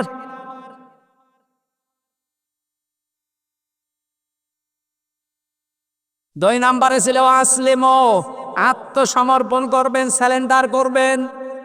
দুনিয়া একদিকে হয়ে যাক, আমি যদি এক আশ্রে দাঁড়িয়ে থাকি তাও আমি আল্লাহর বিধান সামনে একাই দাঁড়িয়ে থাকবো। বলেন এই 2টা বিষয় শুনতে যত সহজ মনে হচ্ছে, প্র্যাকটিক্যাল লাইফে বাস্তব জীবনে মেনে নেওয়া কি অত সহজ? যারা মেনে নিতে পারে এই মানুষগুলোকে আল্লাহ বলেন সম্মালাতুন সরোর। ওই আযাব আসার পূর্বে আপনাকে এই 2টা শর্ত মানা লাগবে। যখন আপনাকে আর সাহায্য করা হবে না, ও রাজশাহীবাসী, আমরা সবাই এখানে বিশ্বাস করি, জানি যে আমাদেরকে সাহায্য করা হবে না মরণের সময়। কোন সময় বলেন বলেন? আর মরণ আসবে তো 41 সালে। আপনি কোন কারণে টার্গেট দিলেন বলে? আপনার তো একটা ভরসা ছিল কারো উপরে হোক, আপনি তো আন্দাজে টার্গেট দেননি। আমি বসে আছি, আমি দাঁড়াবো, সে গ্যারান্টি আমার নেই। আর আপনার বয়স 84 বছর, আবার আমরা টার্গেট দিয়েছেন 41, আবার জন্ম নেবেন আরো পার। মাঝে মাঝে জেলখানায় কিছু ভয়ঙ্কর আসামি আসতো আমার সাথে দোয়া নেওয়ার জন্য। এটা মুকিম গাজী, পরে 160 বছর জেল। আপনিও বের হবে? আপনার তো আর একবার জন্ম নেওয়া লাগবে যদি পুরা জেল কেটে বের হওয়া লাগে। যেই লোকটা মারা গেল, এই যে শাহজাহান জল্লাদ, ও একবার এসেছিল এইরকম বড় বড় গোপ দেখে আমার ভয় লেগে গেছে। কে আপনি? বলছে আমি জল্লাদ। বলো জল্লাদ এরকমই হয়? কয় বছর আছে? ওই সময় বলছিল যে 27 বছর। কয় বছর আপনার জেল? বলছে 140 বছর। 140 বছর আপনার জেল, এরপরও আপনি হাসি আনন্দে আছেন, বলছে আমি আবার বের হব। আমার তো মনে হয় শাহজাহান জল্লাদের মতো ওই রকম চিন্তা ভাবনা আপনিও করেছিলেন যে 41। আর কি করে মানুষ আন্দাজে টার্গেট দেয়? হ্যাঁ, 1 সেকেন্ডের গ্যারান্টি আমার হাতে নেই, আর আমি টার্গেট দিয়ে ফেললাম 10, 20 বছর, 15 বছর। শয়তানের 3টা কাজ আমি পড়া কোরআনে পেয়েছি বিশেষভাবে। আমার মনে হয় এটা বললে অনেক মানব শয়তানের সাথে মিলে যাবে, সে আবার মন খারাপ করবে। এটা সূরা আরাফের ভেতরে আছে। এই কোন দিকে না, আপনি কোরআনের সাথে মিলাবি। আল্লাহ রাব্বুল আলামিন বলেন ক্বালা ফাহাবিত মিনহা ফামা ইয়াকুনু লাকা আন তাতাকাব্বারা ফিহা ফাখরুজ ইন্নাকা মিনাস সাবিরিন। শয়তান যখন অহংকার করেছিল, আমি বললাম যা দূর হয়ে যা, কোন অহংকারীকে আমার জান্নাতে আমি জায়গা দেব না, বের হয়ে যা, এখান থেকে চলে যান। ফামা ইয়াকুনু লাকা আন তাতাকাব্বারা ফিহা, এখানে যারা আলেম আছেন দেখেন তো, তাতাকাব্বারা এটা মুজারে, বর্তমান, ভবিষ্যৎ, প্রেজেন্ট, ফিউচার। আল্লাহ বলেন এই শুধু এই সময় না, কিয়ামত পর্যন্ত কোনো অহংকারের জায়গা আমার এই মানানো জান্নাতে হবে না, বের হয়ে যা। ফাখরুজ ইন্নাকা মিনাস সাবিরিন, তোকে আমি দুর্বল করে দিলাম, নিম্নগামী করে দিলাম, ছোট করে দিলাম, অপদস্থ করলাম। কিয়ামত পর্যন্ত মানুষ শুধু তোরে গালি দেবে। আপনি দেখেন দুনিয়ায় অনেকে নিজে অন্যায় করে আর গাল দেয় শয়তান রে। ওই সময় শয়তান আল্লাহকে বলেছে, আল্লাহ আমি এত ইবাদত বন্দেগী করেছি, এত সেজদা দিয়েছি, বিনিময়ে তুমি আমারে কিছু দেবে না? তুমি তো ন্যায় বিচারক, একটা ন্যায় বিচার আমার উপরে করো। আল্লাহ বলেন কি চাবি বল? ও 3টা জিনিস চেয়েছে। তাফসিরে আমি পড়েছি কিয়ামত পর্যন্ত যারা শয়তান মার্কা মানুষ তারা এই 3টা জিনিস চাইবে। আপনি দেখেন আপনার সাথে আবার মেলে কিনা। 1 নম্বরে শয়তান বলেছেন তলাং দিরনি ইলা ইয়াউমি ইউবাসুন, হে আল্লাহ আমাকে তুমি ছাড় দাও, আমি বাঁচতে চাই, কিয়ামত পর্যন্ত আমার হায়াত বাড়িয়ে দাও। আল্লাহ বলেন দিলাম। মুফাসসির লিখেছেন শয়তান মার্কা মানুষগুলো দুনিয়ায় বেশি দিন বেঁচে থাকার আকাঙ্ক্ষা পেশ করে। আর আপনি তাকান, তামাম দুনিয়ার অবস্থা এক, শয়তান কারকা মানুষগুলো বেশি দিন বেঁচে থাকে। এত মানুষ মরে, শয়তানের মরণ নেই, আরো বৃদ্ধি বাড়ে। দুই নম্বরে শয়তান বলেছে অলা ইন্নাকা মিনাল মুনজারিন, আমাকে ছাড় দাও। শুধু তা না, আমি অর্থ চাই, টাকা চাই, সম্পদ চাই, ক্ষমতা চাই। এই যে তাকান দুনিয়ার দিকে, ক্ষমতা টাকা পয়সা যাদেরই বেশি, ওরা আল্লাহ রাসূলের বিরুদ্ধে বেশি। তিন নম্বরে শয়তান বলেছিল কলা ফাবিমা আবওয়াইতানি লাআকুদান্না লাহুম সিরাতাকাল মুস্তাকিম। এ আল্লাহ, আমি কিন্তু কিয়ামত পর্যন্ত হায়াত পেয়েছি, ক্ষমতা টাকা পয়সা চেয়েছি, এমনি না। তোমার যে বান্দা বান্দীদের কারণে এই বানানো জান্নাত থেকে আমার বিদায় করে দিলে, যেখানে আমার ঘোষণা দিলে যে আমাকে জাহান্নামে দেবেন, এই জাহান্নামে যাওয়ার জন্য আমি একা না, ভালো ভালো রাস্তার মোড়ে মোড়ে আমি বসে বসে ওত পেতে থাকবো, তোমার এই বান্দা বান্দীদেরকে আমার সাথে যেন আমি নিয়ে যেতে পারি। এই জন্য শয়তান কোনো খারাপ রাস্তায় থাকে না। আপনি সিনেমা হলের সামনে যান, রাজশাহী শয়তান পাবেন না, কারণ ও জানে যে এখানে যারা আসবে আমার ভাইরা ভাই। কথা বলেন না, শয়তান থাকে কোথায়? কোরআনে কারিম শোনানো হচ্ছে এই জায়গায়, বিভিন্ন মোড়ে শয়তান বসে আছে, সে মানুষ হোক আর জিন হোক। আসতে গেলে এই বান্দা বান্দীদেরকে ধোঁকা দেয় যে এখানে যাবা, এখানে রাজনীতি হবে। এক কথা বলেন না কেন? অথবা এমন কোন কাজে আপনাকে জড়িত করে রাখবে, কোরআন যেন আপনার এই কর্ণ করে না যায়। হয় বাদাম খাওয়াবে, নাই গল্প গুজব করাবে, নাই বিভিন্ন উল্টা পাল্টা কাজে লাগাবে। এখানে কি সবাই আল্লাহর কোরআন শোনার জন্য এসেছে? কত মানুষ এসেছে তার বান্ধবের সাথে দেখা করার জন্য। বলেন সুবহানাল্লাহ। এরকম মানুষ দেশে আছে না? এখানেও আছে। কথা বলে থাকেন তো।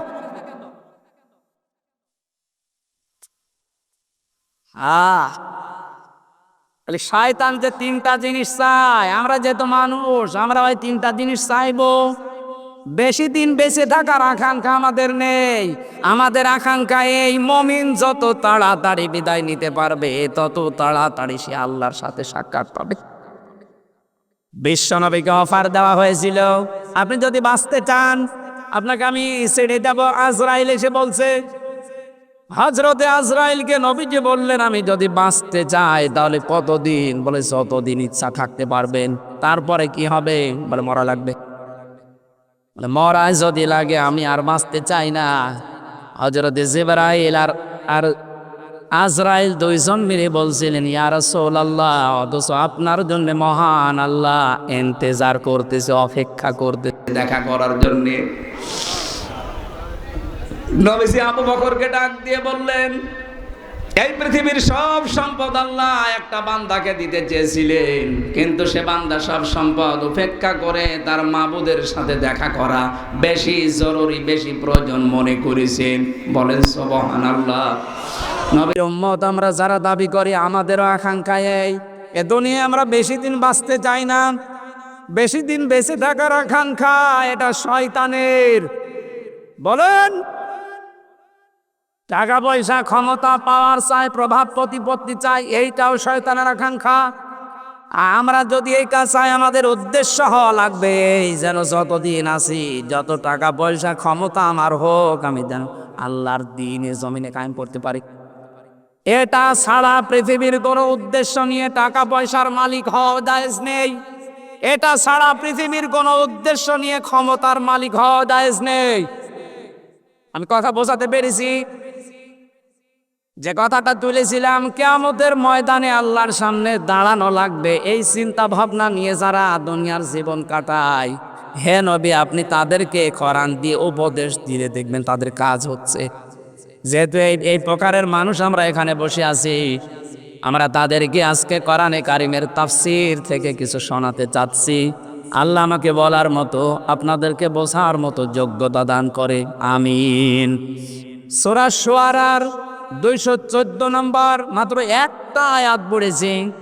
আল্লাহ আমার মাথার ভেতরে কোরআন সম্পর্কে যা দিয়েছেন, আমার তো মাঝে মাঝে মনে হয় আয়াতে আল্লাহ যত কথা দিয়েছেন, আমার সারা জীবন যদি আয়াত নিয়ে আলোচনা করি, আয়াতটা শেষ করা সম্ভব না, এত কথা এর ভেতরে আছে। তাফসিরুল কোরআন মাহফিল লিখেছেন, আমরা আসেন তাফসিরে প্রবেশ করছি। জবান খুলে কোরআনের এই সোনালী আয়াত একবার পড়েন, আউযু বিল্লাহি মিনাশ শাইতানির রাজিম, বিসমিল্লাহির রহমানির রহিম, وأنذر عشيرتك الأقربين। আল্লাহ পাক বলেন, হে নবী, আপনার নিকটবর্তী যারা আছে এই মানুষগুলোকে সতর্ক করেন, আল্লাহর ভয় তাদের অন্তঃকরণে সৃষ্টি করেন। এই মানুষগুলোকে আপনি সতর্ক বার্তা শোনান, সামনে কিন্তু একটা মহা প্রলয়ের দিন আসতেছে। বিশ্বনবী আদেশ পাওয়ার পরে ফিরে আসলেন। এর আগে আরো যে কয়টা আয়াত পেয়েছিলেন ওই কয়টা পাওয়ার পরে খাদিজার কাছে প্রথমে এসে বলেছিলেন, ইয়া খাদিজা সাম্মিলুনি সাম্মিলুনি, খাদিজা আমি ভয় পেয়েছি, আমার জীবনের উপরে আমার আশঙ্কা হচ্ছে, তুমি আমাকে ঢেকে দাও। স্বামী যারা আছেন এবার এই কথাটা শুনবেন। স্বামী নেই এখানে? হ্যাঁ, স্বামী নেই। হ্যাঁ, এবার আপনাদের জন্যে। হযরতে খাদিজা ওই দিন নবীজিকে ঢেকে দিয়েছিলেন আর 5টা কথা বলেছিলেন। আপনার স্ত্রী যদি এই 5টা কথা আপনার জীবন সম্পর্কে বলতে পারে, আপনার চরিত্র সম্পর্কে বলতে পারে, আপনি বিশ্বাস করতে পারেন আপনি নবীর উম্মত। আর যদি এই 5টার একটা আপনার স্ত্রী বলেন না, মিলছে না, আপনি নবীর উম্মত হতে পারেননি। হযরতে খাদিজা ওই দিন প্রথম তাকে বলেছিলেন, কাল্লা, কখনোই না, আল্লাহি, আল্লাহর কসম, মা ইখজিকাল্লাহু আবাদান, আল্লাহ কখনো আপনাকে অপমান অপদস্থ করতে পারে না, আপনাকে ভয় দেখাতে পারে না। 1 নাম্বার এটা বলার পরে তিনি বললেন, ইন্নাকা লা তাসিলুর রিহমা, আপনি তো রক্তের সম্পর্ক ঠিক রাখেন। ও রাজশাহীর মা বোনেরা, ও ভাইরা যারা স্বামী আছেন, আপনার স্ত্রীর পক্ষ থেকে এই সার্টিফিকেট আপনি কি পেয়েছেন? না, পাবেন না। আপনার স্ত্রী কোনোদিন আপনাকে বলেছে যে না, আমার স্বামী যাই করুক সে কিন্তু রক্তের সম্পর্কগুলো ঠিক রাখে? অথচ এখানে অনেক বুজুর্গ বান্দা বসে আছে, নামাজ 5 ওয়াক্তের জায়গায় 6 ওয়াক্ত পড়ে, তাহাজ্জুদ মিলে, অথচ নিজের আপন ভাইয়ের সাথে রক্তের সম্পর্ক ঠিক রাখে না। নিজের বোনের জমি জায়গা নিয়ে ঝামেলা করে তার সাথে সম্পর্ক কাট করে দিয়েছে। এই কথা বলে না কেন? রক্তের সম্পর্ক যাদের সাথে আছে, দুনিয়া একদিকে হয়ে যাক, এদের সম্পর্ক কিন্তু ঠিক রাখা লাগবে। এটা এত দামি বিষয়। সব যখন আল্লাহর বানানো শেষ, তখন এই যে রক্তের সম্পর্ক, যেটা রেহেম বলা হয় আরবিতে, এইটা আল্লাহর পা চেপে ধরেছে, কুদরতি পা। ডাক দিয়ে বলে, মাবুদ তুমি তো সবাইকে সব কিছু বললে, তা আমার বিষয় কিছু তো বললি না। আল্লাহ বলেন, রেহেম, হে রক্তের সম্পর্ক, তোমার বিষয় আমার আমার আমার ফায়সালা এই, তোমার সাথে সম্পর্ক যারা ঠিক রাখবে আমি আল্লাহ তাদের সাথে আছি, আর যারা তোমার সাথে সম্পর্ক ঠিক রাখবে না আমি আল্লাহ তাদের সাথে নেই। অথচ বাংলাদেশে এই আমলটা নেই। ধর্ম আত্মীয় পাঠিয়েছে কুষ্টিয়ায়, মাসে মাসে 3 বার করে যায়, অথচ নিজের আপন বোন এই পুঠিয়া বাজারে 10 বছরে একবার যায় না। কথা বলে না কেন? রক্তের সম্পর্ক যাদের কাছে আছে, এটা খেলাছোড়া বিষয় না। দুনিয়ার কোন স্বার্থের জন্য যদি আপনি 3 দিন তার সাথে কথা বন্ধ করে মরে যান, আপনার জীবনের সব বন্ধ, আপনি জাহান্নামে যাবেন। এখানে 3 দিন না, 3 মাস না, 3 বছর না, 30 বছর নিজের আপন বোনের সাথে কথা বলে না, এরকম মানুষ আছে। অধিকাংশ পরিবার আমরা দেখতে পাচ্ছি এখন স্বামী তার রক্তের সম্পর্কগুলো ঠিক রাখতে পারে না তার স্ত্রীর কারণে। কথা বলে না কেন? অথচ বিশ্বনবী জানিয়েছেন, কোন স্ত্রী যদি চায় যে আমার স্বামী আরো বেশি দিন বেশি থাক, আমার স্বামীর সম্মান বেড়ে যাক, আমার স্বামীর প্রভাব প্রতিপত্তি টাকা পয়সা আরো বেশি হোক, সে যেন তার স্বামীকে বারবার তাকিদ দেয়, স্বামী তুমি যাই করো অন্তত রক্তের সম্পর্কগুলো ঠিক রাখো। এইটা বলার পরিবর্তে আরো আমাদের রক্তের সম্পর্ক নষ্ট করার পেছনে দায়ী এই বউগুলো। আর এই বউকে বারবার তাকিদ দেয়, ওকে কান পড়া দেয় ওর মা আর ওর বড় বোন। এটা বেশি করে ফেললা না? আজ 100টার প্রায় 98টা পরিবারের সমস্যা এই। কি হয়েছে আপনার? আপনি নিজের মা বাবার জন্য খরচ করলে তো স্বামীকে বাহবা দেন, আর তার নিজের মা বাবা তাকে যে 25 বছর পর্যন্ত শ্রম দিয়ে দিয়ে মানুষ করেছে, তার ওই বোনটা, তার ওই ভাইটা, চাচা, ফুফু, তাদের জন্য কিছু করলে আপনার মন পাওয়া যায় না? আপনার মন এত ছোট কেন? এরকম ছোট মনের বউ আছে কার? হাত তোলেন তো।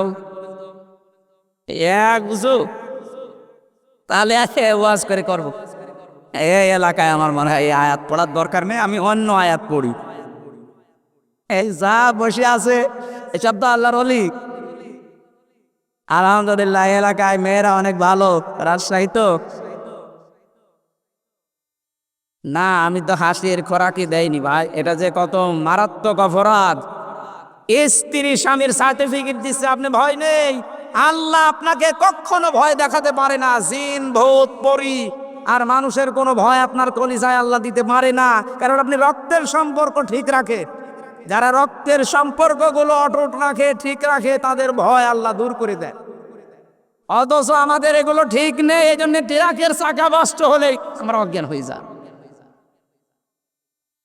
সেই দিন একবার কোন জায়গা থেকে যাচ্ছিলাম যেন, চাঁপাইনবাবগঞ্জ থেকে, গাড়ি থামিয়ে এক বলির বংশ, হুজুর আমার বুকে ফু দিয়ে দেন। কেন? যে ডিউটি করছিলাম, হঠাৎ দেখলাম তাল গাছের ভেতরে কি যেন নড়ে উঠলো। তাল গাছের ভেতরে কি নড়ে উঠেছে, ভয় পেয়েছে। ভয় তো পাবে, কত মানুষের অধিকার নষ্ট করছে। না, সম্মানিত মা বোনেরা, মনটা উদার করেন। কয়দিন থাকবেন দুনিয়ায় বলেন তো? এই কয়দিনের জন্য আপনার বিশাল আখেরাত আপনি নষ্ট করে ফেলছেন। মনে করছেন এইটা আর কি দুনিয়ার কাজ। কে বলেছে দুনিয়ার কাজ? এইটা দিয়ে আপনার আখেরাত তৈরি হবে। অনেক শাশুড়ি পাওয়া যায়, তারা দেখে মাঝে মাঝেই বলে আমার এই জামাইটা খুব ভালো, শুধু আমার মেয়ের কথা শোনে। এরকম জামাই দেশে নেই। আর আমার ওই যে ছেলেটা, ওইটা একটা বলদ, হারামজাদা। কেন? তো খালি ওর বর কথা শোন। আরে আপনার জামাই তার বর কথা শুনলে সে আল্লাহর ওলি, আর আপনার ছেলে ওর বর কথা শুনলে আপনার সমস্যা। যে সমস্ত ছেলেরা নিজের স্ত্রী নিয়ে সন্তুষ্ট আছে, বাইরের কোনো দিকে খেয়াল করে না, সেই ছেলে নিয়ে আপনার মা বাবা তাদের আরো গর্ব করা উচিত। সন্তান যদি স্ত্রীর কাছে একটু সময় বেশি দেয়, তাকে ভালোবাসা আদর বেশি করে, মা বাবার আর অনেকের মন পাওয়া যায় না, বলে বউ আমার ছেলেকে দখল করে ফেলিস। আপনার তো আরো 2 রাকাত নামাজ পড়ে দান সাদকা করা উচিত, যে আমার ছেলেটা অন্তত বাইরে লাইন করে না। কথা বলে না কেন? 1 নম্বরের স্বামী ওইটা উত্তম স্বামী যে মানুষের রক্তের সম্পর্কগুলো ঠিক রাখে। আর এইটার জন্য যারা সাহায্য করতে পারে সেটা আপনার স্ত্রী, আপনার শাশুড়ি, আর শাশুড়ির বড় মেয়েটা। অনেকের হয়তো বড় যে শেষ নেই, তারা বেঁচে গেছেন। 2 নম্বরে নবীজির স্ত্রী বললেন, স্বামী আমার ভয় পাবেন না। আপনার কোনো ভয় নেই, আপনাকে আল্লাহ অপমান অপদস্থ করবে না। অতাকসিমুল কাল্লা, অতাহমিলুল কাল্লা, হাদিসের 2 নম্বর পয়েন্ট এটা। অতাহমিলুল কাল্লা, আপনি মানুষের বোঝা বহন করেন, দুঃখের বোঝা, ঋণের বোঝা, বিভিন্ন কষ্টের বোঝাগুলো আপনি বহন করেন। আপনাকে আল্লাহ কোনো বোঝা দিতে পারে না। অথচ বাংলাদেশে আল্লাহর নবীর উম্মত অনেক দেখেছি, তারা মানুষের বোঝা হালকা করা দূরের কথা, আরো বোঝা চাপিয়ে দিয়েছে। 15.5 বছরে প্রশাসন বলেন, বিচার ব্যবস্থা বলেন, তাকান এদের দিকে, কত মানুষের বোঝা এরা আরো হালকা করা দূরের কথা আরো ভারী করে দিয়েছে। বিনা কারণে বাড়ি থেকে একটা ছেলেকে আপনি তুলে নিয়ে গেলেন, ওই পরিবারে একটা বোঝা তৈরি করে দিলেন। যিনি পালিয়েছেন তার দিকে তাকান, লক্ষ কোটি কোটি টাকা নিজের দলের লোকের নামে, আত্মীয় স্বজনের নামে বাইরে পাঠিয়ে দেশটাকে একটা ঋণের বোঝা দিয়ে গেলেন। এদেশে এখন কেউ জন্মগ্রহণ করলে তার মাথার উপরে 1 লাখ টাকা ঋণ। এক কথা বলছেন না? এই যে 1570 জন মানুষ মারা গেল, 780 জন মানুষ এখনো হাসপাতালে বেডে কাতরাচ্ছে। কারো 2 হাত নেই, কারো পা নেই, কারো চোখ নেই, কারো অন্ডকোষ নেই। এই মানুষগুলো তার পরিবারের জন্য মা বাবার কাছে বোঝা না, ভাই বোনের কাছে বোঝা না। কথা বলেন না কেন? এই বোঝা যিনি দিয়ে গেলেন উনি নবীর উম্মত দাবি করতে পারেন। নবীর উম্মতের বাইরে যারা আছে তারা কি সে যা বলেন বলেন। নবীর উম্মত হতে হলে আপনাকে মানুষের বোঝা হালকা করা লাগবে। সে ঋণের বোঝা হোক, দুঃখের বোঝা হোক, কষ্টের বোঝা হোক, আর আপনি বোঝা দিয়ে গেলেন। এই 780 জন মানুষ সারা দেশে যারা যারা এভাবে পঙ্গু হয়েছে আপনার কারণে। এই মানুষগুলো এখন দেশের জন্য, পরিবারের জন্য, সমাজের জন্য বোঝা। এক কথা বলেন না কেন? আপনার ভেতরে ভয় তৈরি হবে না হবে কার? ভয়েই তো বলিয়েছে। আল্লাহ বলেন যারা মানুষের বোঝা হালকা না করে আরো চাপিয়ে দেয়, বোঝা ভারী করে দেয়, তাদের ভেতরে বিভিন্ন ভয় আমি তৈরি করে দেই। এজন্য খাবার খাবে, 5টা মিনিট জাতির উদ্দেশ্যে কিছু লিখবে, সে সময় আল্লাহ দেয়নি, ভয়ে তাড়াতাড়ি বন নিয়ে পালিস। পরের পয়েন্টগুলো স্বামীকে বলছে, স্বামীও তাকসিবুল কাল্লা তাকসিবুল মাদমা। হে স্বামী, আপনি ভয় পাবেন না, আপনি তো বস্ত্রহীনকে বস্ত্র দান করে, উলঙ্গ মানুষকে আপনি কাপড় পরান। আর এমন মানুষ আমরা দুনিয়ায় পাচ্ছি যারা জাতিকে আরো উলঙ্গ করে দিয়ে গেল। জাতির লোককে পোশাক পরানো দূরের কথা, জাতির লোককে আজ উলঙ্গ করার চেষ্টায় আছে। এতে নাটক সিনেমার মাধ্যমে কি মানুষকে পোশাক পরায় না পোশাক খোলে? আরো জোরে বলেন। আমরা চাই এমন নভেল, এমন নাটক, এমন থিয়েটার তৈরি হোক যেটার দ্বারা এই যে ইরান তৈরি করে না, কথা বলেন না খেল। আপনি দেখেন না তাদের পোশাক আশাক? আমি বিশ্বের মুসলিম দেশগুলোতে যেখানে যেখানে গেছি দেখেছি তাদের নভেলগুলো, নাটকগুলো কিভাবে তারা তৈরি করেছে শিক্ষামূলক। মা বাবার সাথে আচরণ খারাপ করলে কি শাস্তি হয় ওটা দুনিয়ায় তারা দেখাচ্ছে। আপনি ওইটা বানাতে পারেন না। ওদের সিনেমা তৈরি হয় কাপড় ফোলা দিয়ে, শেষও হয় কাপড় ফোলা। এখানে কি শিক্ষা আছে? অথচ লজ্জা স্থান উন্মুক্ত করা এটা শয়তানের কাজ। কথা বলেন না কেন? আজ বাংলাদেশের মেয়েদেরকে অনেকে জুজুর ভয় দেখাচ্ছে, অনেক রাম বাম আর অনেক মোনাফেক। ইসলাম যদি এই দেশে এসে যায় তোমরা কিন্তু এভাবে আর খোলামেলা বেড়াতে পারবে না, তোমাদের ঘর বন্দি করা হবে। কে বলেছে আপনাকে? ইসলাম যদি এই দেশে আসে সবচাইতে নিরাপদে থাকবে মেয়েরা। কথা বলেন। আপনি নিয়ে এসে দেন না কেন? কোথা থেকে মেয়েদেরকে আল্লাহর নবী কোথায় পৌঁছিয়েছে সেই নবীর হাদিস এখনো নেই। ইসলামটা শুধু এনে দেন। মেয়েরা যে নির্যাতিত নিগৃহীত ওই জায়গা থেকে ইসলাম তাদেরকে রানীর সিংহাসনে বসাবে ইনশাআল্লাহ। আমিরে জামাত ডাক্তার শফিকুর রহমান এই ঘোষণা দিয়েছেন, মেয়েরা যদি নিরাপত্তা, শান্তি, স্বস্তি পেতে চায় ইসলামে দেশে আসুক। ওরা আফসোস করবে এই 53 বছরের জন্য যে আরো আগে কেন ইসলামে দেশে কায়েম হইল না।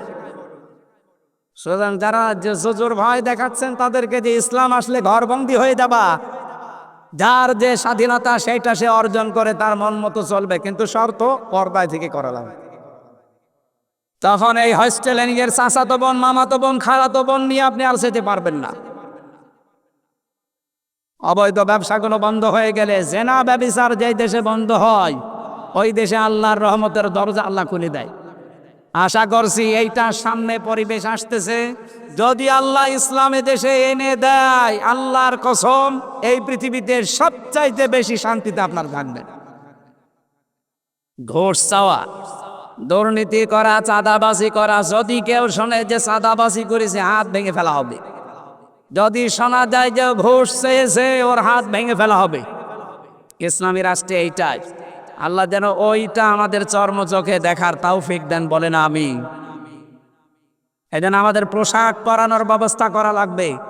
যার যা আছে এটা দিয়ে জাতিকে আজ পোশাক পরান আরো উলঙ্গ করছি আমরা। 3 নম্বর আপনি তো মেহমানদারি করান, আমরাও মেহমানদারি পেয়েছি। এই 15.5 বছরে যারা আমাদেরকে ধরেছিল আমরা তো তাদের মেহমান ছিলাম। কি মেহমানদারি করেছে? আমরা 11 ঘন্টা টানিয়ে রেখেছে।